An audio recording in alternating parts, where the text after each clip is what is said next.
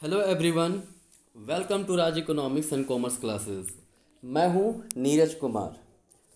पिछले वीडियो में हम लोगों ने देखा था इंडस्ट्रियल पॉलिसी 1948 के बारे में। आज के इस वीडियो में हम लोग देखेंगे इंडस्ट्रियल पॉलिसी 1956 के बारे में।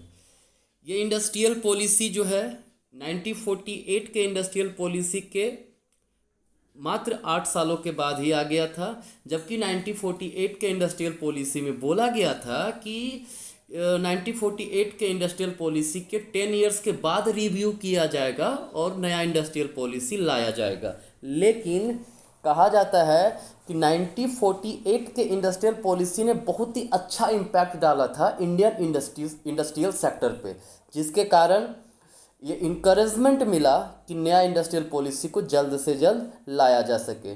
और यही कारण है कि 1956 में इंडिया का दूसरा इंडस्ट्रियल पॉलिसी लाया गया। एंड कहा जाता है बिफोर 1991 इंडस्ट्रियल पॉलिसी, ये जो 1956 का इंडस्ट्रियल पॉलिसी है, ये one of the most important industrial policy of India. ठीक है, इस इंडस्ट्रियल पॉलिसी के क्या क्या प्रोविजंस थे, उन प्रोविजंस के बारे में हम लोग एक एक करके देखते हैं। सबसे पहला प्रोविज़न जो है रिजर्वेशन ऑफ इंडस्ट्रीज़। ठीक है, क्या लाया गया? Reservation of industries.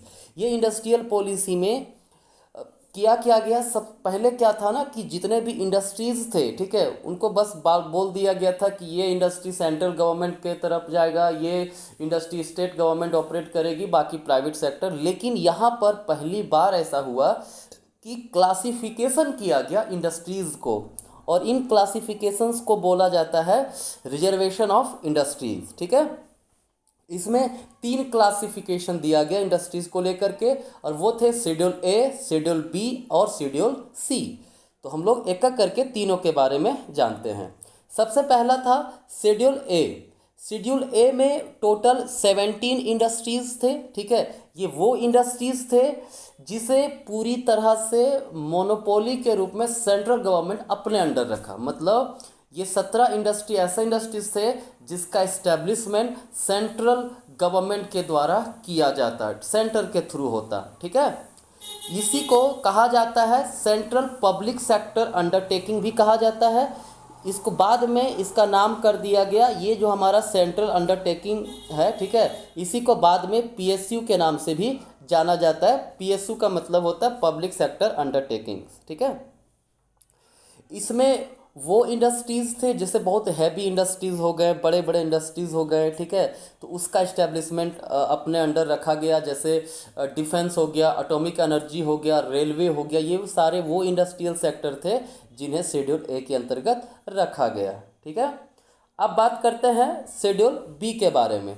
तो शेड्यूल बी में टोटल 12 इंडस्ट्रीज़ थे। कितने इंडस्ट्रीज़ थे? टोटल 12 इंडस्ट्रीज़ थे। ठीक है, इसमें वो इंडस्ट्रीज़ थे जिसमें ये कहा गया कि प्राइवेट सेक्टर भी अपना इस्टेब्लिशमेंट कर सकते हैं इंडस्ट्रीज, और स्टेट गवर्नमेंट भी इस्टेब्लिशमेंट कर सकता है। लेकिन जो प्राइवेट सेक्टर इस शेड्यूल बी के जो इंडस्ट्रीज़ हैं, 12 इंडस्ट्री, उसमें अगर इस्टेब्लिशमेंट करते हैं तो उन्हें कंपलसरी लाइसेंस लेना पड़ेगा। ठीक है, विदाउट लाइसेंस कोई भी इंडस्ट्री इसमें इस्टेब्लिश नहीं हो सकता है। यहाँ बहुत ही ध्यान देने की बात है कि शेड्यूल ए एक प्रकार से मोनोपोली था सेंट्रल गवर्नमेंट का, लेकिन शेड्यूल बी में मोनोपोली किसी का नहीं था। इसमें स्टेट गवर्नमेंट भी इस्टेब्लिश कर सकती थी, और साथ ही साथ प्राइवेट सेक्टर के जो इंटरप्राइजेज हैं वो भी अपना इस्टेब्लिशमेंट कर सकती थी। ठीक है, इसके बाद तीसरा है शेड्यूल सी।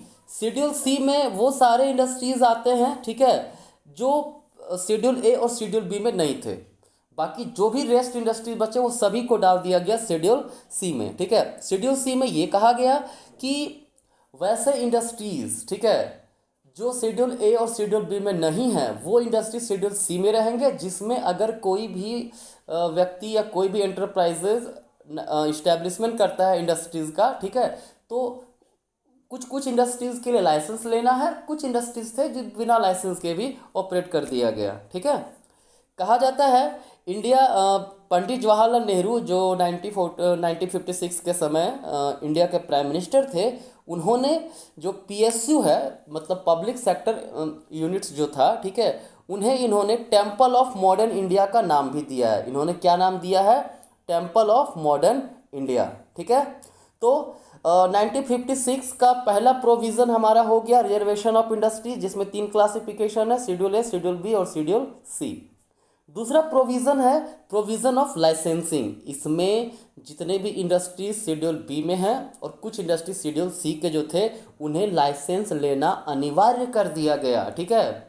और इसी को कहा जाता है लाइसेंस कोटा परमिट रिजिम, ठीक है। इसे क्या बोलते हैं हम लोग? लाइसेंस कोटा परमिट रिजिम, ठीक है। उसके बाद तीसरा पॉइंट है आपका एक्सपेंशन ऑफ पब्लिक सेक्टर। तीसरा प्रोविज़न क्या था? पब्लिक सेक्टर जो थे, ठीक है, उसका एक्सपेंशन करना, है ना, कि जो ऑलरेडी पहले से पब्लिक सेक्टर इंटरप्राइजेज चल रहा है, अंडरटेकिंग्स चल रहा है, ठीक है, उन्हें और एक्सपेंड करना, उसका एरिया को बढ़ाना, ठीक है। नेक्स्ट है चौथा रीजनल डिस्पार्टीज, मतलब जो रीजनल डिस्पार्टीज हैं उन्हें दूर करना। जैसे अगर आप देखिए पंजाब को, हरियाणा को, दिल्ली को, तो वो कहीं ना कहीं झारखंड, बिहार, उत्तर प्रदेश से ज़्यादा डेवलप थे, ठीक है। वहाँ पे बहुत सारे इंडस्ट्रीज़ थे। तो ये 1956 का इंडस्ट्रियल पॉलिसी में ये कहा गया कि वैसे सेक्टर, वैसे एरिया जो काफ़ी बैकवर्ड है, लाइक झारखंड, बिहार, उत्तर प्रदेश, इन उड़ीसा, इन सभी स्टेट्स में भी इंडस्ट्री इस्टेब्लिश किया जाए ताकि रीजनल डिस्पार्टीज जो है वो दूर हो सके। उसके बाद पांचवा पॉइंट है इम्फेसिस ऑन स्मॉल इंडस्ट्री। जो स्मॉल स्केल इंडस्ट्रीज हैं उनका एक्सपेंशन करना one of the important function, one of the important provision of this industrial policy. क्योंकि इंडिया आज़ाद हुए कुछ ही साल हुए थे, इंडिया के लोगों के पास बहुत कैपिटल नहीं था, ठीक है। अब बहुत कैपिटल नहीं है, ठीक है, तो बड़े इंडस्ट्रीज़ का इस्टेब्लिशमेंट भी हर किसी के बस की बात नहीं है। तो इसीलिए कहा गया कि स्मॉल स्केल इंडस्ट्रीज को प्रमोट किया जाए, क्योंकि स्मॉल स्केल इंडस्ट्री में इन्वेस्टमेंट भी कम लगता है और बहुत ही कम समय में क्या होता है, फैक्ट्री स्टैब्लिश भी हो जाता है। तो इसका एक one of the important provision क्या था? स्मॉल स्केल इंडस्ट्रीज को प्रमोट करना, ठीक है, जैसे खादी इंडस्ट्री हो गया, ठीक है, ये एक्सेट्रा वगैरह, ठीक है। लास्ट पॉइंट है एग्रीकल्चरल सेक्टर। ये एक ऐसा इंडस्ट्री था, इंडस्ट्रियल पॉलिसी था, जिसमें एग्रीकल्चर पे भी फोकस किया गया, कि कहा गया सिर्फ इंडस्ट्री को डेवलप कर देना, ओवरऑल डेवलपमेंट नहीं होगा, साथ ही साथ हमें एग्रीकल्चरल डेवलपमेंट भी करना होगा, ठीक है। अब देखिए ये हुआ 1956 का इंडस्ट्रियल पॉलिसी। कहा जाता है 1956 के बाद भी बहुत सारे इंडस्ट्रियल पॉलिसी आए, जैसे 1969, 1970, 73, लेकिन ये सब इंडस्ट्रियल पॉलिसी उतना इम्पोर्टेंट नहीं था। क्यों?